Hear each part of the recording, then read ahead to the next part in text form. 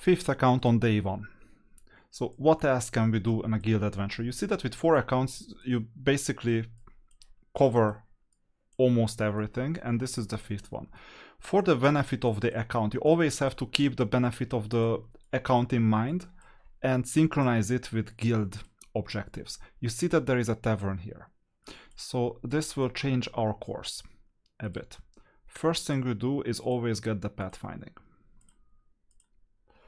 Second, 1, 2, 3, 4, unfortunately a resource is in the way, but if we do this, then we can teleport here.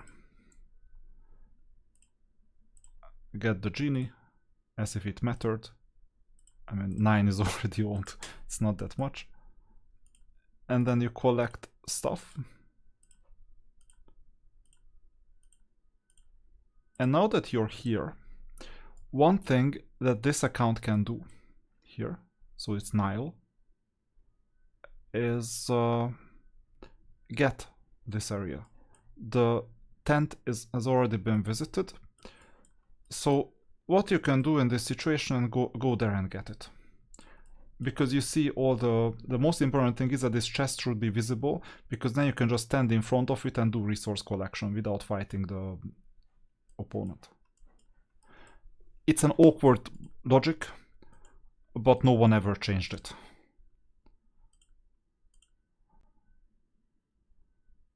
So there you go, I'm collecting resources.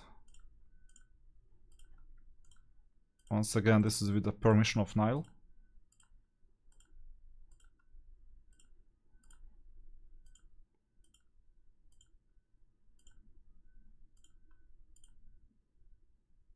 Sometimes an obelisk is here. Here it's unlikely that anything good can happen, except for a tavern. But actually there was an obelisk. Okay. Happens. This was not necessarily my objective to get an obelisk, but obviously the 300 guild coins are worth it. So once again, selfishly with the interest of the account in mind. And you see we got some diamonds as well for the 3rd obelisk. This is amazing. So if you have too much heat in the underground, you might as well just go and collect all the obelisks. Good. So now, do a resource collection, teleport to the back row. I'll start here so that I can discover everything in here. And this will take one more movement to discover the remaining resources. And by the way, you need to do a 10 resource collection spree on Monday, or by the time you collect 10 resources. I think it's already done. So we'll go back to the town. This tunnel is of low priority. It can also be done at night. Getting the rumor is of higher priority. So you make 2 steps here. Teleport. And bear in mind we have 1 teleport left. But this saves movements because it would otherwise be 1, 2, 3, 4, 5, 6. And this way it's 4. So teleport. We'll save the 1 final teleport and back to the town, do the movements.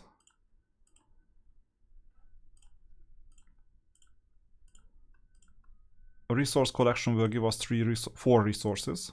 Yeah, that helps within a radius of 4.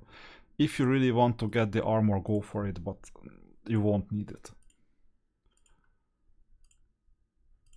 Both of them are in the same place, but it will be really tight with 250 movement points and 1 teleport. So it's 150 so far.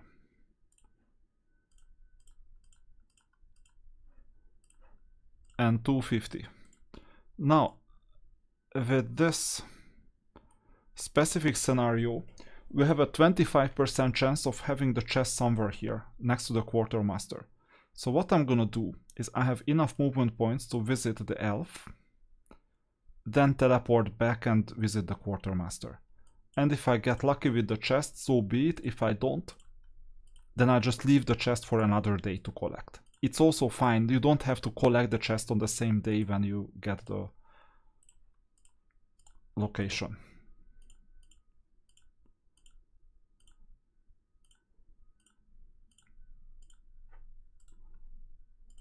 We got lucky. That's crazy, right? So this doesn't always happen like this. There's no conspiracy between me and the game, but we got lucky. I'm taking the monk because Niall is playing order and it's a great enclosed unit. And I won't be able to use up all the movement points anyway for anything useful. So this is sheer luck. It won't always happen like this. But, you know, if you want to maximize your accomplishments, you need to set yourself up to be lucky. Because if you don't, then you definitely won't be lucky. And then we have 160 movement points left. Now, obelisk-wise, usually, the name of the game is the following. If there is one obelisk here, the other obelisks are usually up here somewhere. Or the weirdest possible obelisk location is this one inside, like in this like back location. We don't care about this one. For the sake of the interest of this account, I will just go and discover as many dark spots as possible to get lucky. There you go, I already got lucky. And I didn't, once again, there is no conspiracy between me and the game. I just set myself up to be lucky. I'm discovering these spots, and it's more or less memoryless as far as I know with a cap, but you can also discover other good things. And once you need to see if you have teleport. If you have teleport, in that case you can go down to 20 movement points. If you don't, you can go down to 60 movement points, except if there is a monolith near the entrance of the underground. Because if there is a monolith, you need 30 movement points to enter the monolith and then go to the underground. But right now there is no monolith. So remember, you need to remember these things if you're tight on movement points. Because if you don't and you only save 20 movement points so that you teleport down, then it will be really bad eventually. This can be a defensive Pegasus with the alternative awakening, so this is worth collecting. Now, I made a mistake, it's only 52 movement points. I will guarantee that if I run out of movement points because of pathfinding, because this was my bad, I will make it up and do the 6th movement after we replenish the 8 movement points. So this time is gonna be a guarantee from my end. No luck. Now we got lucky, so we will reach the underground. Amazing. And we covered quite a lot of ground. Like you see, all 3 of these locations have been discovered. All 4 buildings are there, all 5 tents are there, and we got, I think, 3 obelisks so far out of 7, and we know the location of the 4th one. In one day, so this is just Monday. So imagine what are we gonna do from Tuesday, so from like let's say Thursday onwards. I think the whole guild adventure is done by Wednesday with the Sphinx event. Obviously you look for taverns and stuff, but there is not much else to do. And then you're done with the 5th account. So if you have 5 different players, 5 different accounts with like 5 different players, everyone should be selfish, but if you know what to do, that's amazing. And on another server, I will log in and I'll be the 2nd player or 3rd player most likely. I'll show you what awaits me, possibly. So this was the 5th one. I could show you a 6th one as well to finish the guild adventure day 1 because there is something else important to do. Stay tuned for the 6th player.